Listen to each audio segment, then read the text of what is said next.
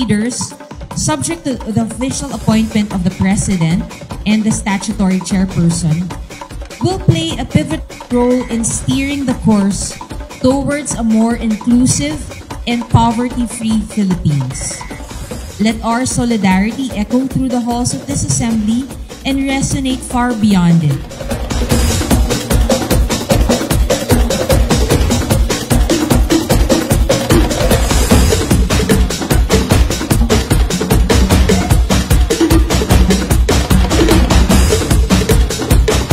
Itanim po lang natin sa isipan na kung kayo anuman ang marating na posisyon, huwag natin itong gamitin sa pag-aabuso, kundi gampanan natin ang inuutos ng batas na tumulong sa ating mga mahihirap na kababayan.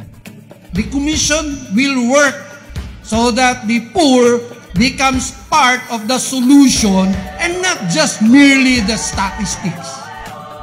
And we will be able to do that by being true to the sense of a meaningful representation and active participation of the basic sectors. Ang takot sa iyong damdamin, di pamalas ang tangking galing. Sa sitwasyon natin ngayon, sa dami ba naman ninyo nagpapakita na tunay na nasa National Anti-Poverty Commission ay binubuo na tayo ng buong komunidad, ng buong sambayan ng Pilipinas. Our prospects for sustained and genuinely inclusive growth and broad-based development remain bright.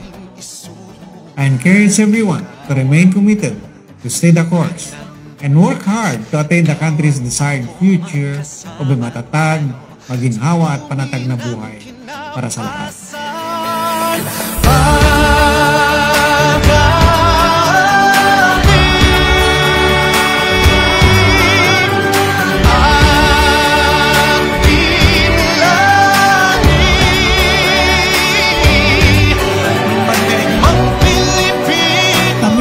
Kinatawan na iparating sa pamahalaan ang kanilang pangangailangan. At yan po ay inaasahan natin na matutugunan dahil ang kumakatawan sa kanilang hanay ay nalalaman na uunawaan ang ating kailangan at mga kalagayan. Hindi po kami nahirapan sapagkat ang trabaho ng National Secretariat ng NAPSI ay kayo ang gumawa at nakipag-engage tayo at nagtagumpay ang mga engagement na yan sapagkat ang ating mandato ay policy advisory, policy formulation. Para masugpo ang kahirapan, para masiguro na angat ang buhay ng halos karamihan sa ating mga komunidad. Kinabukasan,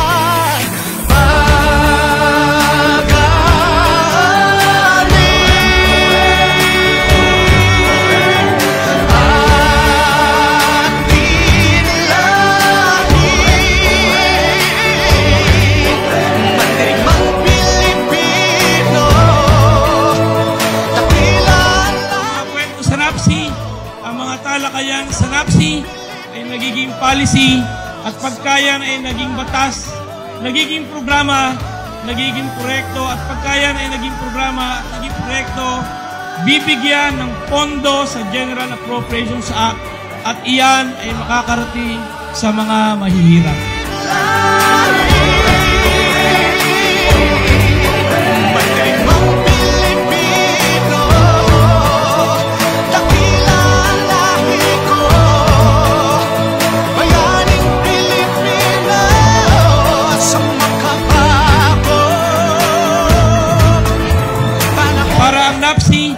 Ay maging epektong debating club ng ating mga debate ay makakarating sa Kongreso, magiging batas, magiging programa, magiging serbisyo, magiging proyekto at magkakaroon ng pondo upang makarating dun sa ating mga clientele, dun sa ating mga batayang sektor.